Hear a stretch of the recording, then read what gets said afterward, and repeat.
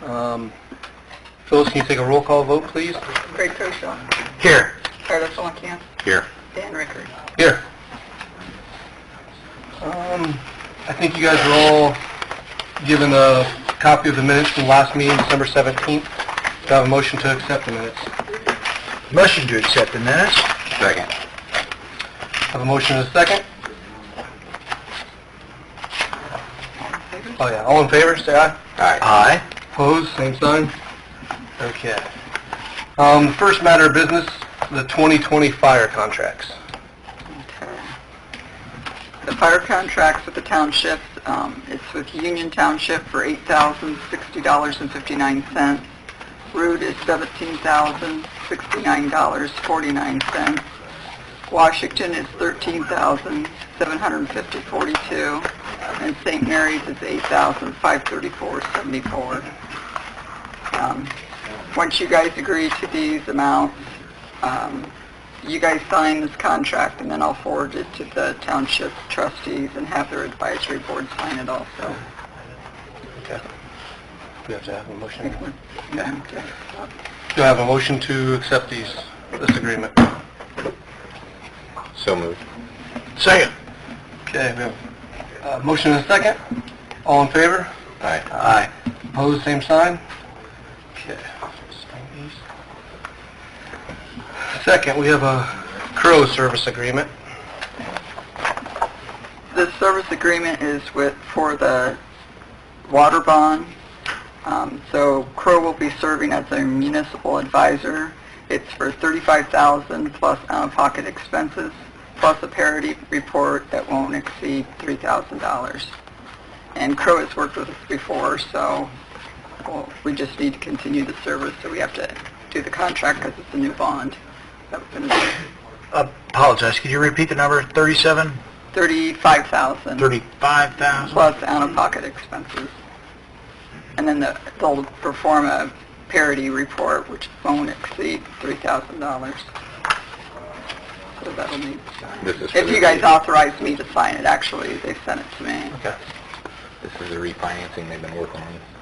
This is phase two. Yes, phase two. Remember a couple years ago we did phase one, had a rate increase, and we bonded to do the new plant and some of the other water projects. This is bond. This is phase two, where we're going to refurbish the Winchester Street plant, or tear it down and rebuild it, and then do some work on the transmission line. So the second rate increase went into effect January 1st of this year in anticipation of the bond being issued.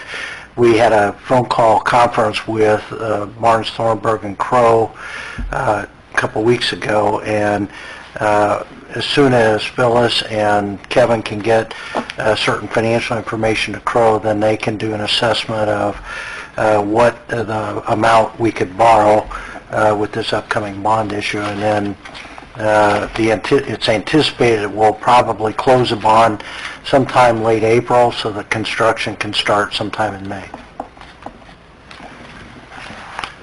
Do we need a motion? So we just need a motion to authorize me to sign this agreement. I'll make a motion that Phyllis Whitworth, clerk treasurer, can sign. Second. Okay, we have a motion and a second. All in favor? Aye. Opposed, same sign. Okay. Next we have sewage department new equipment purchase. Carrie, I think you have something to present.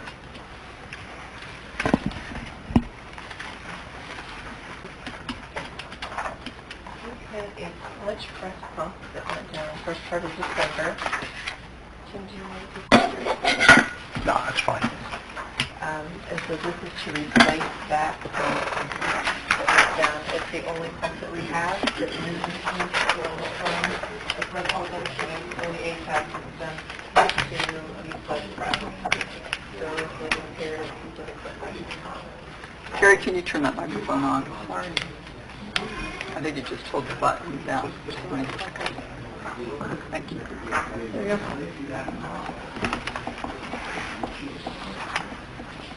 As I told you in the email, I had requested a second quote from a different company. He did not get back to me, and that second piece of equipment or second quote would have included replumbing to get the pump speed correct with what we have. This quote that I have is a seamless fit, and would give us an opportunity to have a backup, because we've reworked the first one, and we could use that as a backup and have the new one in service. Carrie, can they get that pump rebuilt then? We did, yes. Okay. So we will have a pump and a backup? Yes. I'll make a motion that we pass what Carrie Filling has asked for the sewer department from B.L. Anderson. Second. A motion and a second. All in favor? Aye. Aye. Opposed, same sign. Okay, thanks, Carrie. Thank you. Next, we have Public Works new equipment purchase. Jeremy.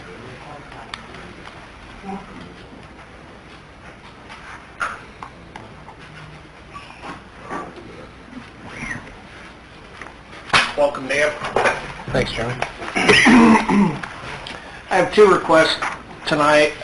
The first request in the sanitation budget, I had emailed you guys some quotes the last couple of weeks, just to kind of take a look at.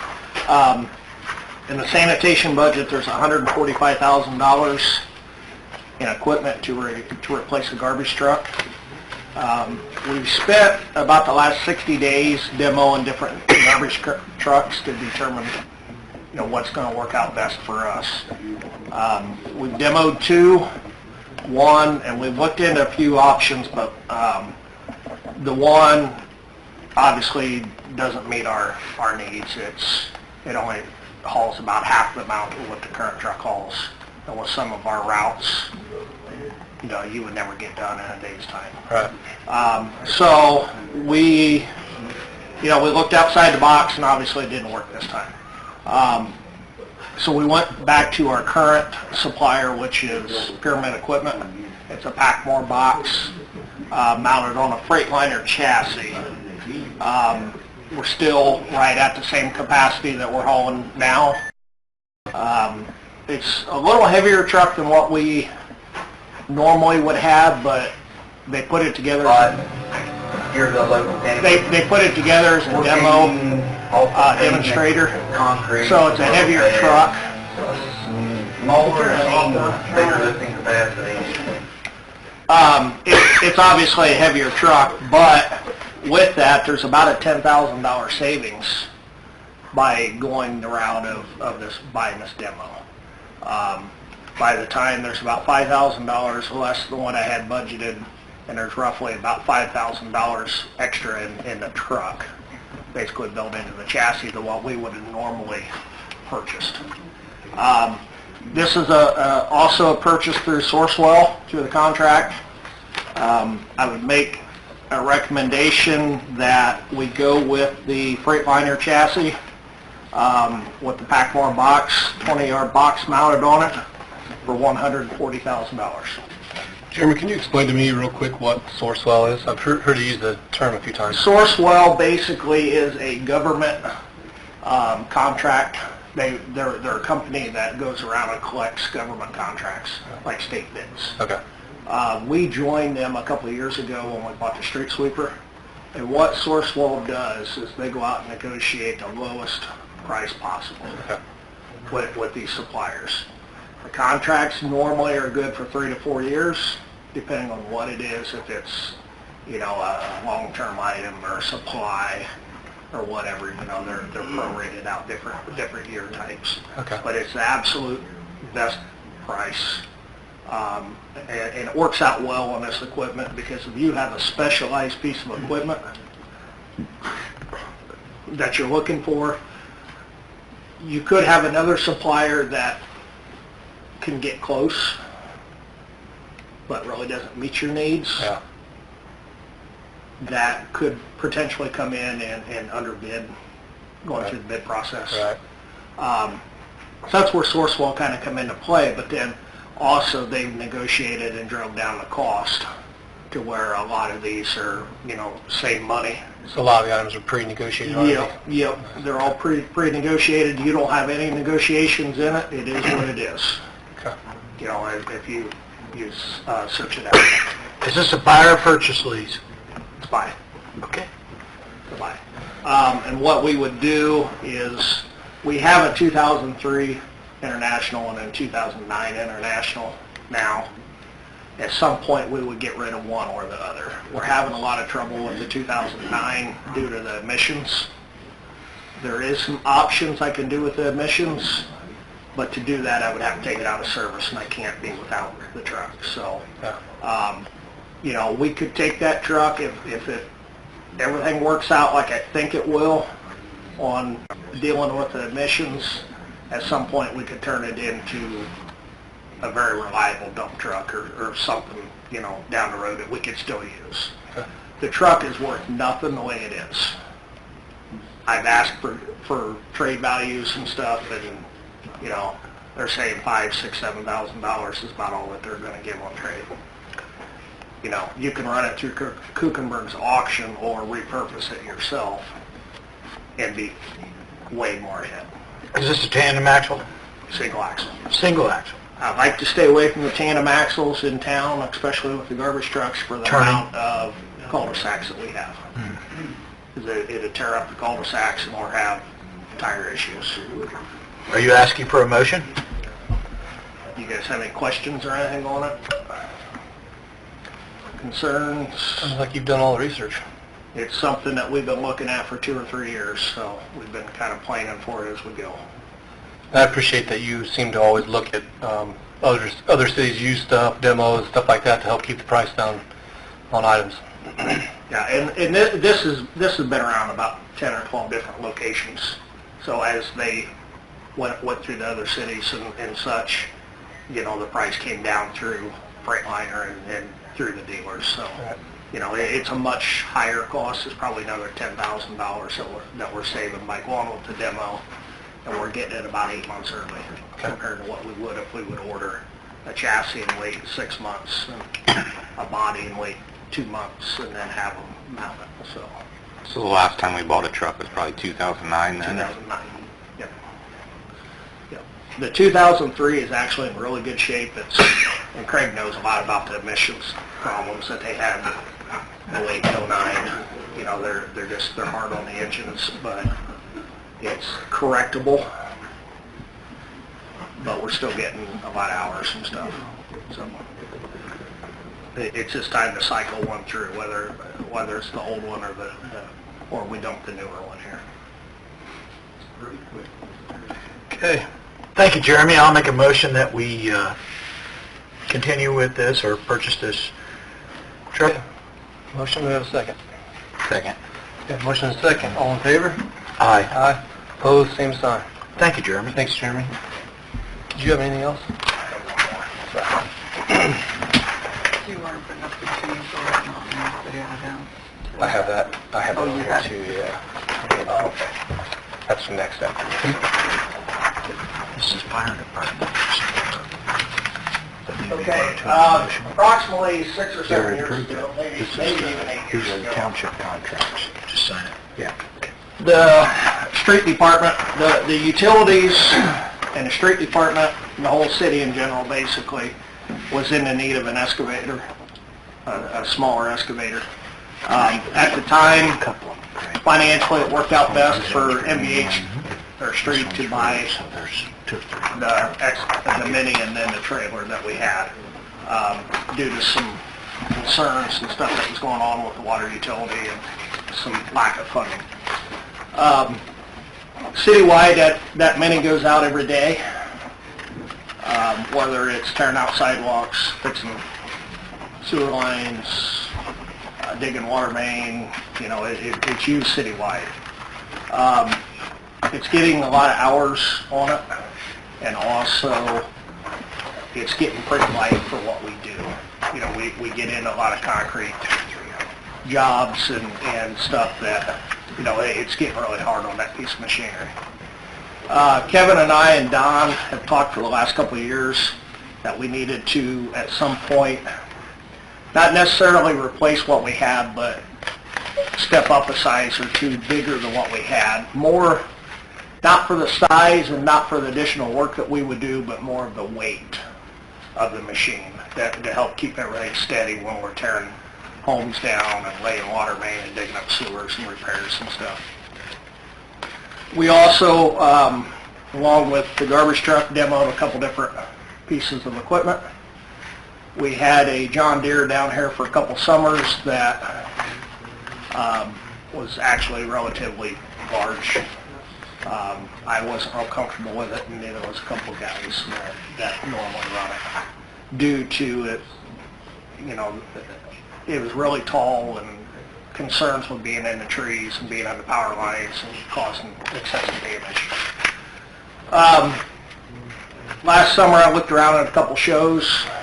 Cat was set up at the Indiana Street Commissioners Conference in September. We went over and talked to them. They didn't have actually this machine, but we got information on what they had that was comparable to our E50 Bobcat that we had.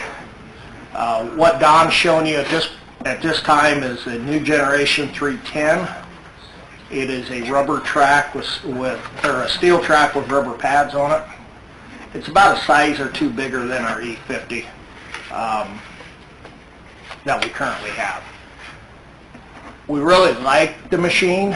I think the machine's more suitable for what we have been doing.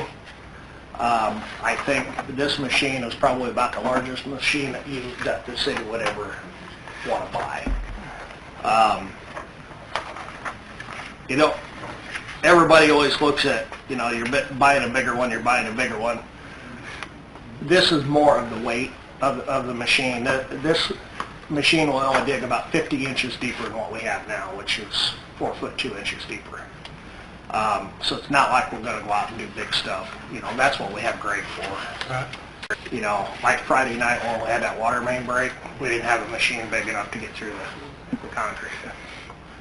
We had to hire Greg to come in and do it. Greg was very willing to help. Luckily, he had a machine here in Decatur, you know, or we would have been out there a lot longer than what we did if he would have moved one out of Fort Wayne. Yeah, I stopped out and saw that concrete was 12 to 14 inches thick. We don't have anything to pick that up. Our old machine would have just sat there and quivered at it. So, Don and I, Matt and Derek came, and Derek runs the machine the most. Went up to Cat and spent an hour or so, you know, kind of going through the machine and running the machine a little bit. Derek is my most concerned with the machine that we buy because, you know, he runs it every day, he wants to feel comfortable with it. He's very comfortable with this one. This is also would be a source well purchase. When Kevin and I talked about, you know, how would we pay for something like this and buy a trailer to be able to maneuver it around, we come up with the option of splitting it with the utilities, basically going, you know, 25 street, 25 water, wastewater storm, to make it easy since it's used on everybody's projects. You know, whether it's a sidewalk project or house demo or a water repair or sewer repair. So, the quote I did send you guys was a little off, knowing and looking at the quote when I sent it to you. He did not have the two other buckets that we use figured into there. So this total for this purchase is $132,822. And it would be for McAllister Cat out of Fort Wayne.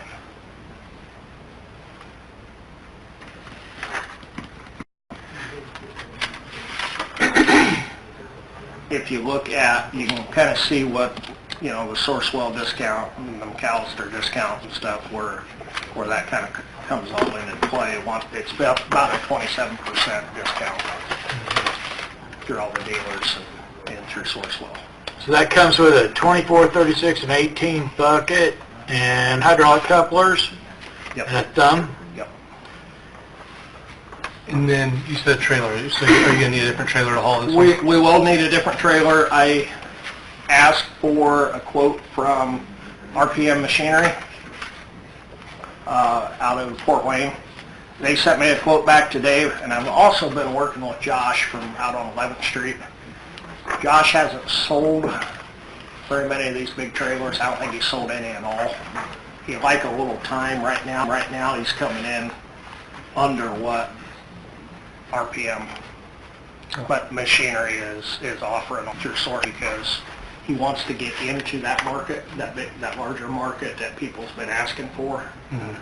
I'll give you an example right now. RPM Machinery came back for a trailer big enough to haul this at $18,332.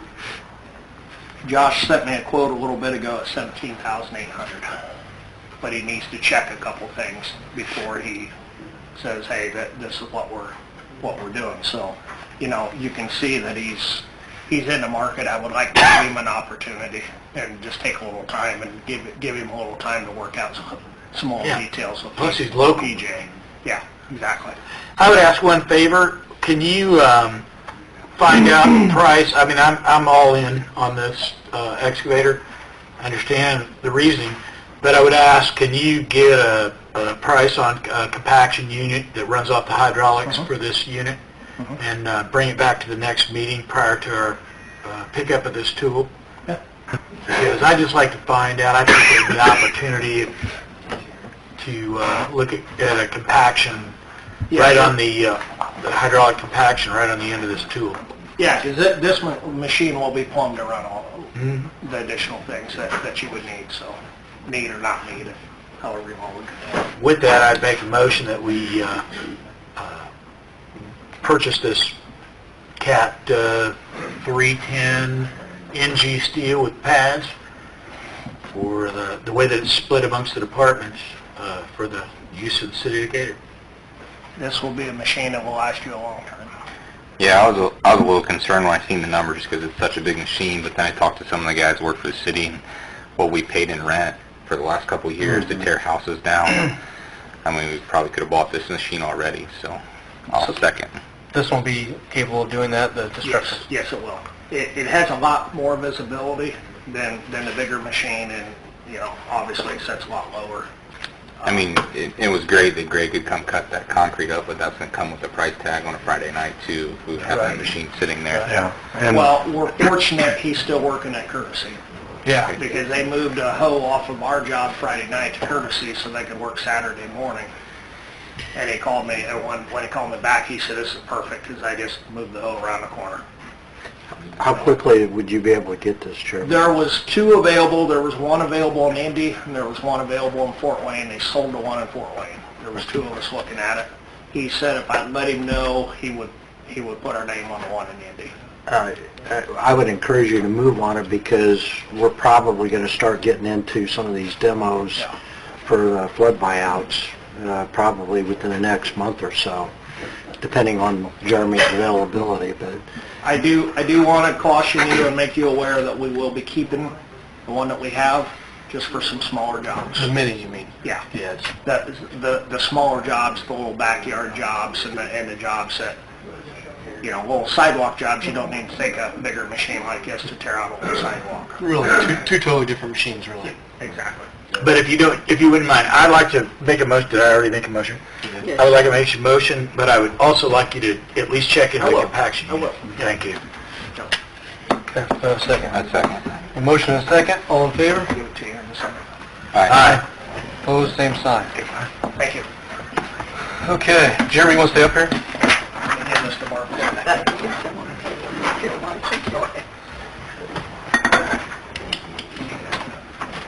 I think you have a change order on hand and up to talk about. Tony. oh my God. Hey, welcome. Sir? Sit up here. I'm coming out. Is that that's where you're heading? What's that? I don't know.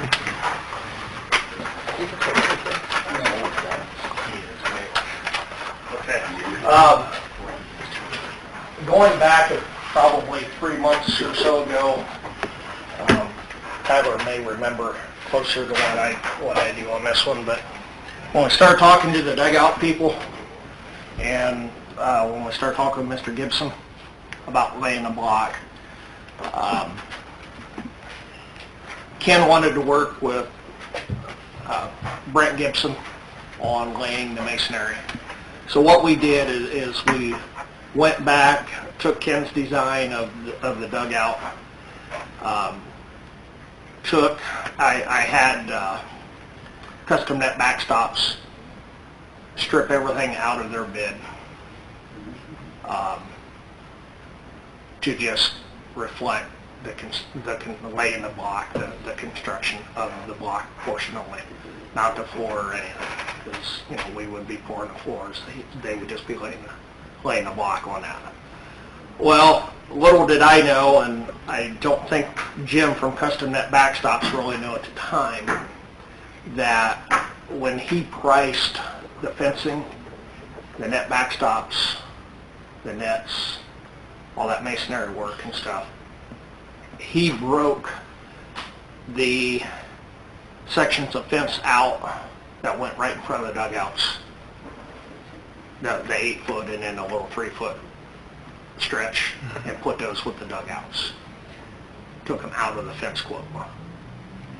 So basically what he needs to do is he's requesting a change order to add in $17,875 into the contract to cover the fencing.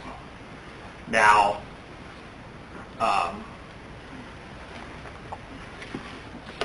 when we open quotes for the block work for the dugouts, Gibson was $25,660 to construct the 12 dugouts, and custom net backstops is almost $55,000. So that still puts Gibson, you know, low on the total project, even if you would look at having to add this back into Gibson to make it comparable. So it's something that Jim didn't realize that he did until they were ordering materials and realized that he left the fencing in his dugout quote instead of pulling it out and going, you know, dugout versus dugout.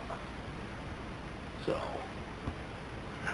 but what that will do is that will purchase and install 60 4-inch by 9 Schedule 40 black poles on fronts of 12 dugouts. Purchase and install 320 linear feet of 11 gauge extruded to 9 gauge commercial chain link, 8 foot on each of the dugout fronts and ends. So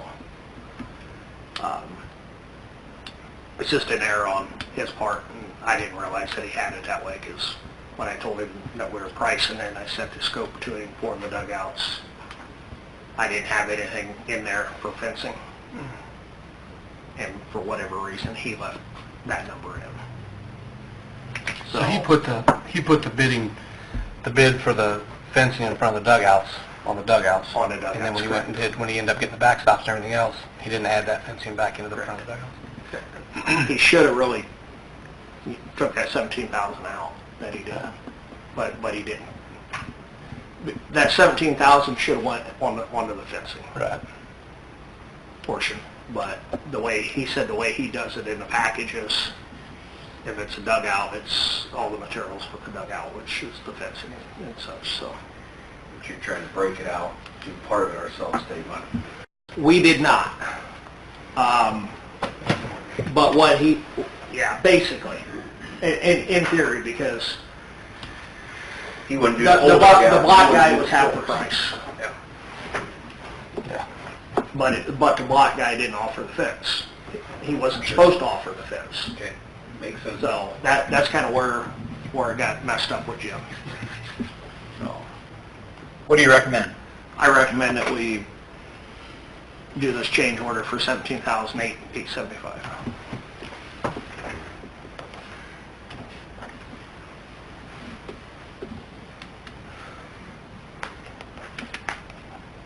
To have a motion for the change order for the fencing. So the fencing wasn't in the specs that you gave him? The fencing was not in the scope of the work for the dugouts. It was supposed to be laying the split face block separate, just all on its own. The fencing, what we assumed the fencing was supposed to be an original bid, that for the outfield fencing and such. So partially my fault, and partially his.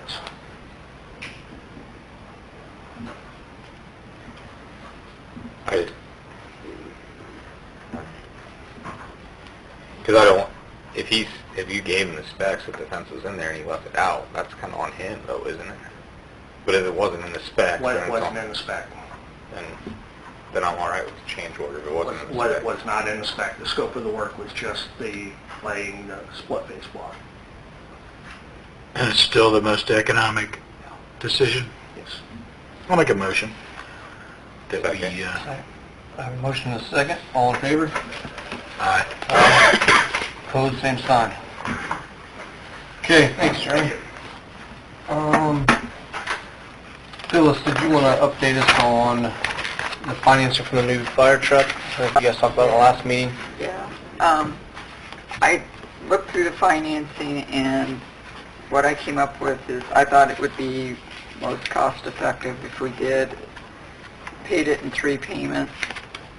And I checked with the bank to see if they agreed with me, and she concurred that that would be the best option for us to do. And then what I'll need to do is then do an additional appropriation to pay the balance, which I will prepare everything for the legal ad, and then council will have to act on it at the next meeting to approve that additional appropriation from the Lowett Public Safety Fund. What are the 3 payments? Sorry. That's okay. $259,075. So it's 33% prepay option. Judge.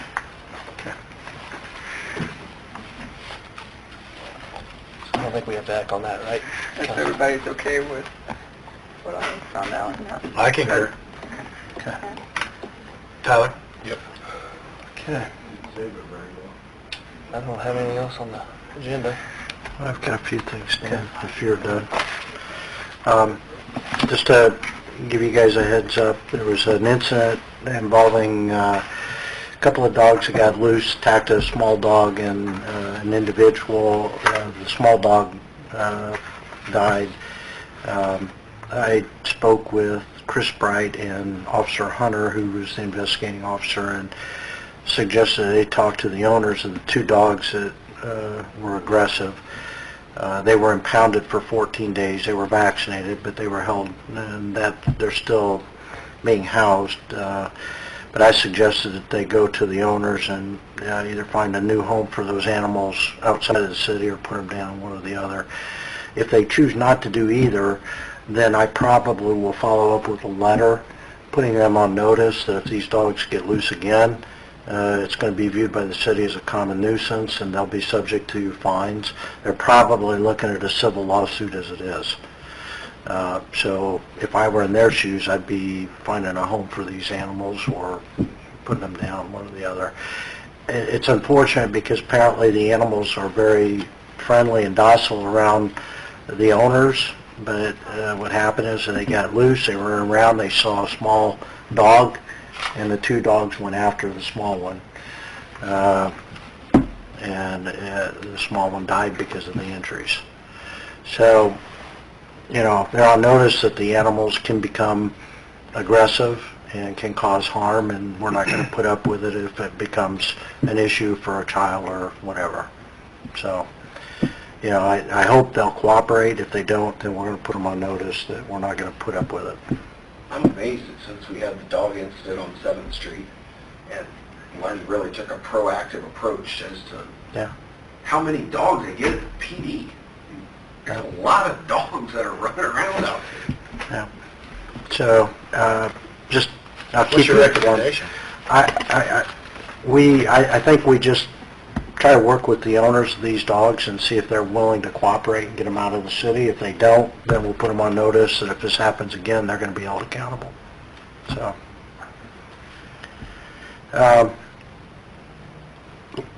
Lenny is going to have a meeting with Brent Lehman on Monday this coming Monday about the SRO contract. Hopefully that's something that the school board will act on at its meeting on Tuesday, and then that'll probably come back to you on the 21st, assuming that the school agrees to the terms. Hopefully also on the school board's agenda will be the issue of compensation for the crossing guards and what the school is willing to do in terms of assisting with the study that's ongoing. I received from, and I think I briefly mentioned this the last couple of meetings, but Mr. Koss out at Cottonwood Estates owns 4 lots. There's a little strip of ground that he kept saying was a city street. We couldn't find anything showing that it was, and ultimately I told him we're not going to make it a city street. There's no point in that.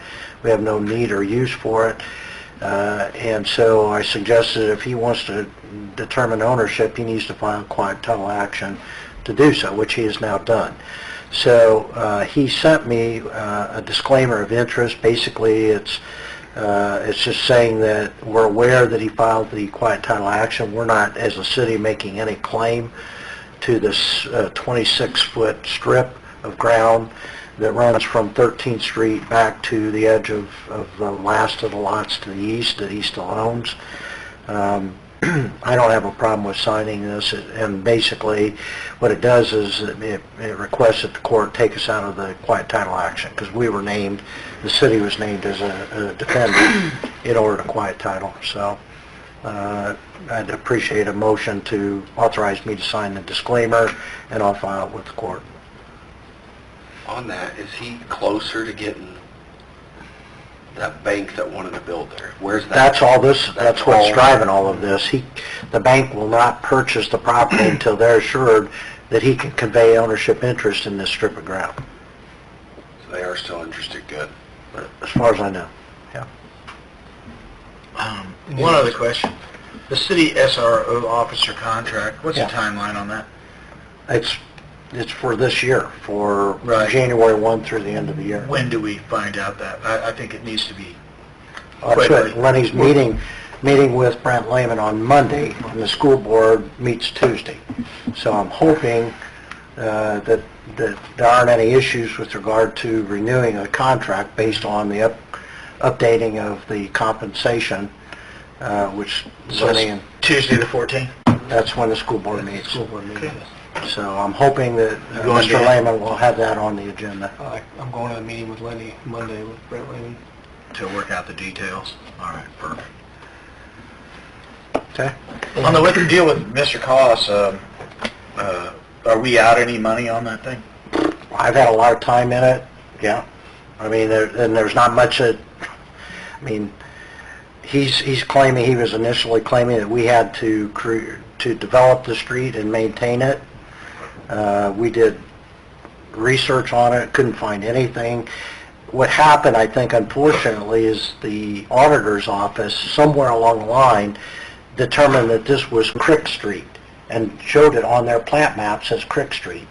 There's no way it was ever dedicated as Crick Street. Crick Street didn't come into being until the mid-50s or early 60s.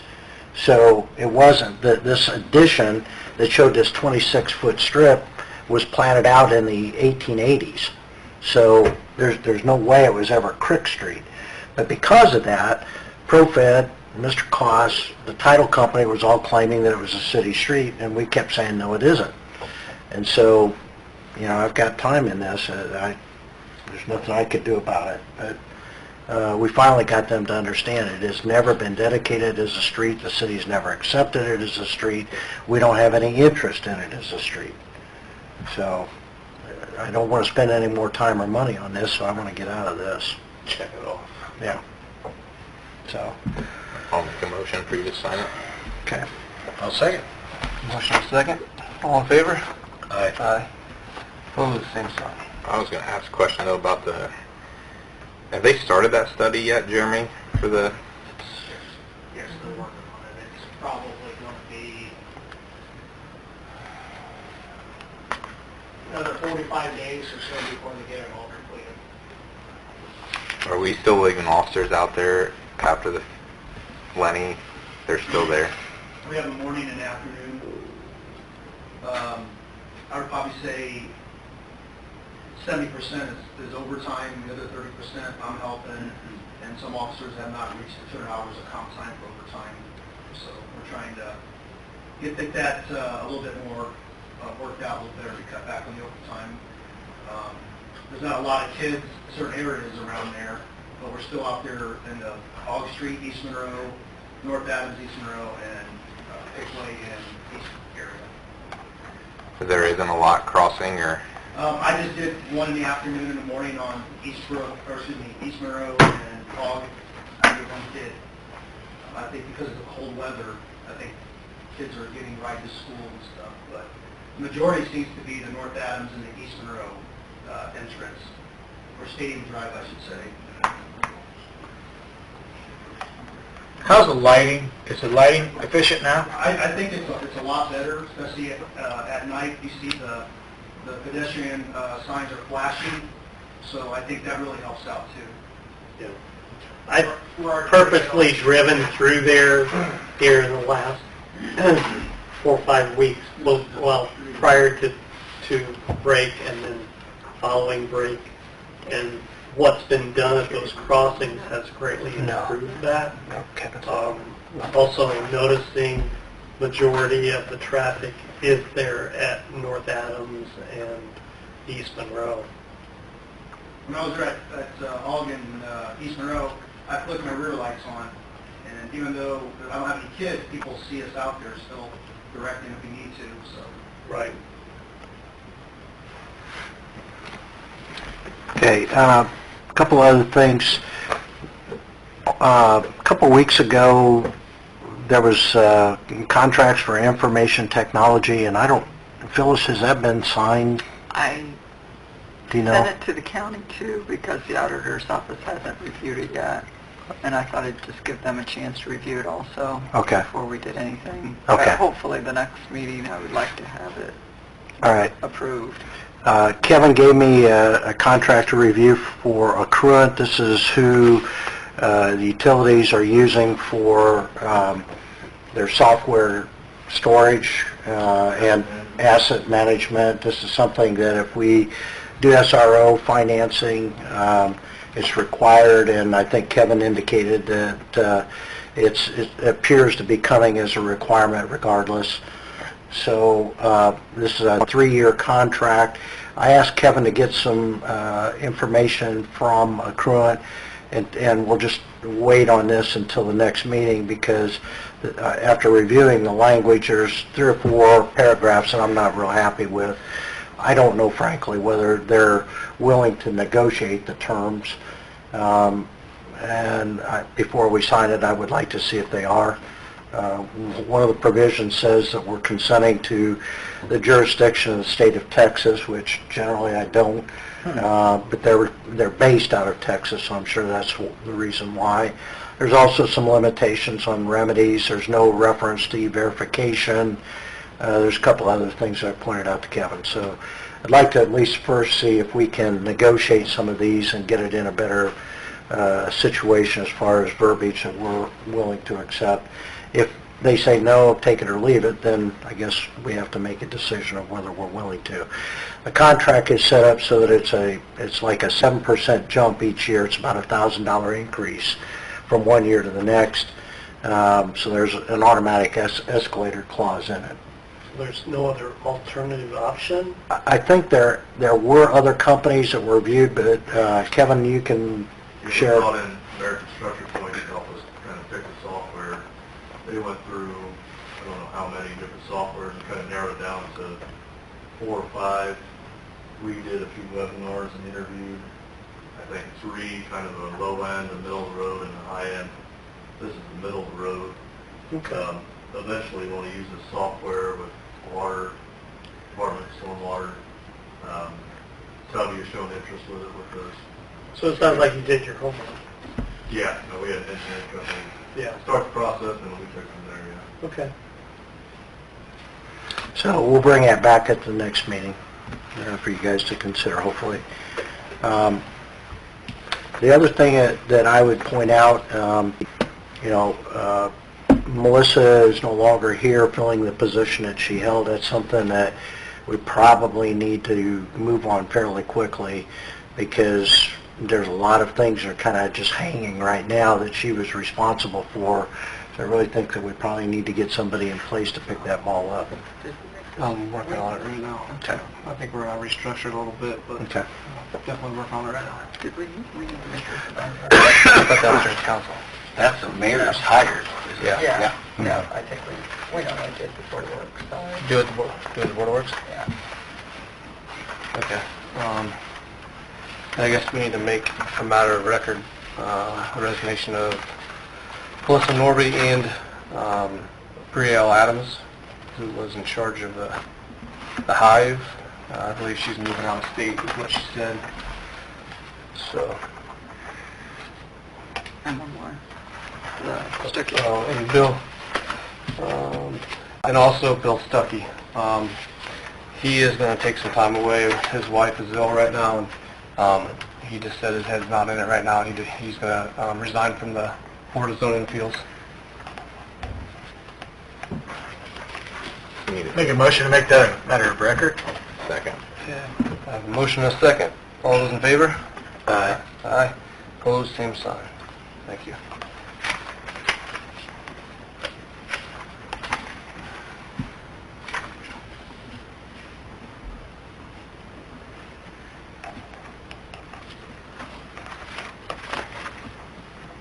Okay, anything else? That's all I had for Board of Works. A motion to adjourn.